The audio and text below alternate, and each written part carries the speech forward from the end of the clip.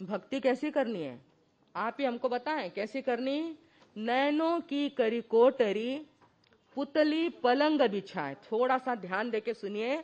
कबीर साहब जो कहा करते थे, बड़े मार्के की बात, बड़ी महत्वपूर्ण बात हमको समझाते हैं, वो आप लोगों को भी समझनी है। ऐसा जितने भी लोग गांव से परगांव से आए हैं, अपने पल्ले में बांध के जाएं कि हमें भी अगर आदिनाथ भगवान की, 2400 तीर्थंकर भगवान की भक्ति करनी है तो कैसी करनी है। उसका एक तंत्र उन्होंने बताया, टेक्निक बताई है।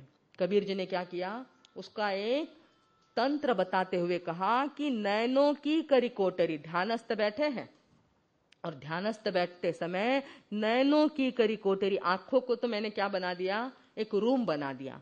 आंखें मेरी कैसी है, रूम जैसी है। आंखों को मैंने एक रूम का स्वरूप दिया है। नैनों की करी कोटरी, पुतली पलंग बिछाए। और मुझे मेरे भगवान को बुलाना, मेरे साहब है सबसे बड़े। आपके भले ही दूसरे इनकम टैक्स और सेल टैक्स के साहब होंगे, पर ये साहब तो साहबों के साहब हैं, बहुत बड़े साहब हैं। और उनको अगर मुझे बुलाना है तो कुछ तो बैठने के लिए बिछाना पड़ेगा।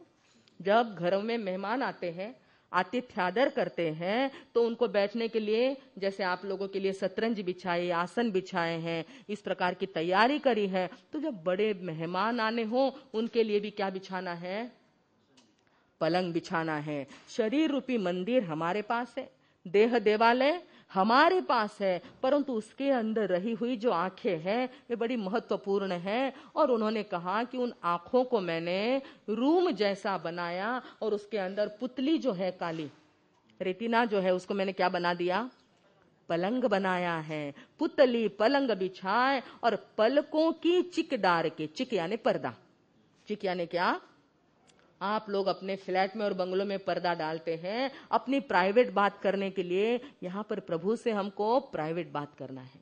प्रभु मेरा उद्धार कब होगा, मुझे आपके जैसा स्थान, सिद्ध स्वरूपी स्थान मुझे कब मिलेगा। ऐसी बात जब उनसे करनी है तो आंखों को क्या करना पड़ेगा, पलक यानी ये आंखें जो है उनका पर्दा हमें क्या करना पड़ेगा, ऐसा बंद करना पड़ेगा। पलकों की चिक डार के और साहिब लियो रिझाए। फिर मैं आंखें बंद करके मेरे परमात्मा का ध्यान करूं तो मेरे परमात्मा राजी हो जाएंगे।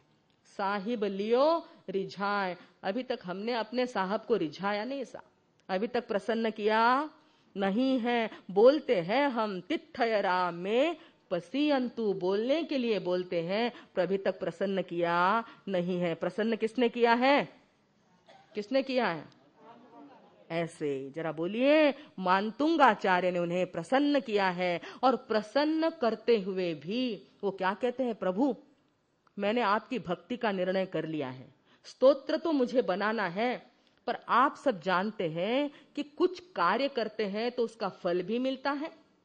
बोले हाँ, फल तो मिलेगा, तो आपकी भक्ति करने से क्या फायदा होगा।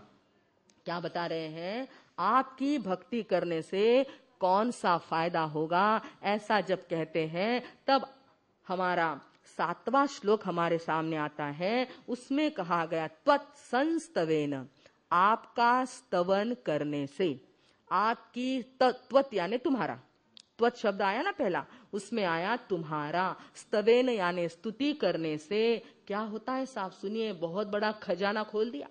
छोटे सी आधी लाइन है, उसमें इतना बड़ा महत्वपूर्ण खजाना दे दिया है। ऐसी चाबी खोल दी है उन्होंने आपके सामने कि आप भंडार लूटते ही रहो। क्या कहा, भव संतति सन्निबद्धम पापम क्षणात् क्षयमुपैति। अनादि अनंत काल से जो पाप हमने कमाए हैं, भव संतति, संतति यानी एक के बाद दूसरा, दूसरे के बाद तीसरा। याद रखना, हम क्या करते हैं साहब, पाप बांधते हैं।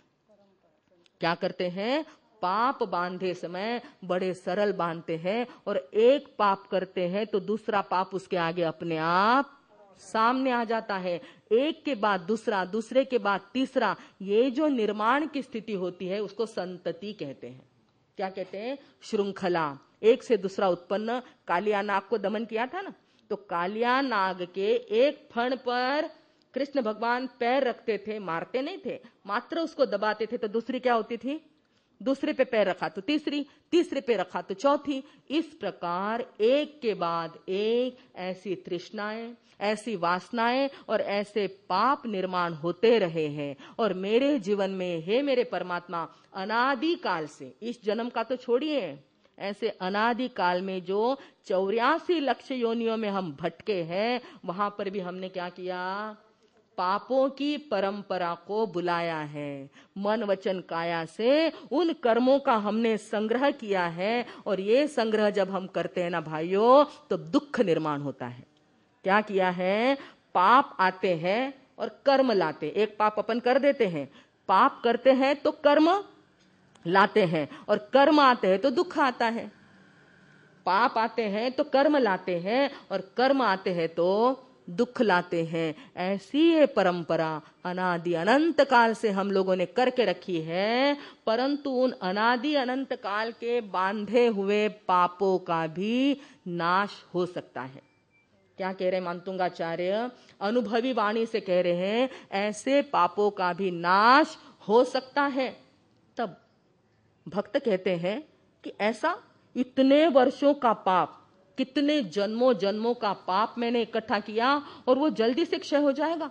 हाँ बोले, एक क्षण में भी क्षय हो सकता है। एक क्षण में हो सकता है? हाँ, एक क्षण में हो सकता है। तो बोले, इस पर अभी तक विश्वास कैसे करे? ऐसा जब भक्त को प्रश्न होता है, तब मानतुंगाचार्य कहते हैं, उदाहरण देकर के उन्होंने कहा कि जिस प्रकार रात्रि में, अमावस्या की रात्रि है और उसमें काला काला अंधकार छाया हुआ है, 12 घंटे वो काला अंधकार, शाम को 6, 6:30 बजे से जो शुरू हो जाता है, सवेरे के सूर्योदय तक वो अंधार क्या होता है?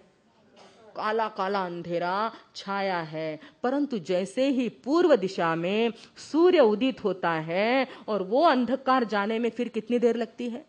जल्दी बता दीजिए, आपका अनुभव है?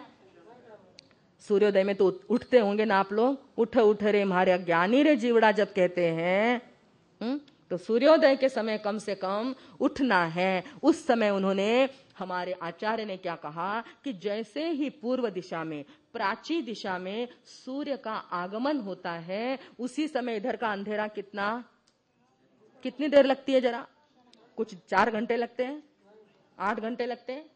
कितनी देर में सिन्नर वालों? एक क्षण के अंदर। अरे यहां तक की बात बताई, सूर्य अभी तक तो आया भी नहीं, उसकी किरणें आई है। क्या आई है? पता चल गया कि अभी तक तो उदय होने वाला है। उसके 24 मिनट बाद सूर्य का उदय होता है। उन 24 मिनटों में भी ये अंधार नष्ट होता है, और वहां पर प्रकाश, चिड़िया चहकाने लगती है, कोयल कुहुकने लगती है, पक्षी जाग जाते हैं, और आकाश में, आभा मंडल में प्रकाश फैलता है, और अंधेरा बेचारा क्या करता है? दुम दबाकर भाग जाता है, उसमें समय नहीं लगता। इस प्रकार इसके लिए क्या शब्द दिया? काले काले अंधकार के लिए भंवरे की उपमा दी। भंवरा कैसा होता है? आक्रांत लोकम अलिनीलम, अली यानी भंवरा, उस भंवरे का काला रंग है, वैसा अंधेरा रात्रि में छाया है। परंतु सूर्यांशु भिन्नम इव, सूर्य का अंश यानी किरणें, सूर्य का अंश यानी कौन? किरणें जब आ जाती है तो शार्वर, शार्वरी यानी रात्रि, शार्वर अंधकारम। किताबें वापस हाथ में ली नहीं है, बाकी लोगों ने किताबें हाथ में लीजिए। रोज के जो विद्यार्थी हैं उनको तो लेना है। महासती जी मुझे बता रहे कि मैंने भी ली है। बात बिल्कुल सही है कि किताबें हाथ में लेकर उसका पठन करना है, मात्र श्रवण करके छोड़ देना नहीं है। तो क्या कहा? सूर्यांश भिन्नमिव शार्वरम अंधकारम, शार्वरी यानी अंधेरा। वो अंधेरा कैसे नष्ट हो जाता है? क्षणात क्षयमुपैति, एक क्षण के अंदर वो नष्ट हो जाता है। उस गाथा को अपन देखेंगे। उसके पहले हम संस्कृत का श्लोक बोल लेते हैं, सबको आता ही होगा। थोड़ा थोड़ा अर्थ आपके ध्यान में आ गया। गाथा नंबर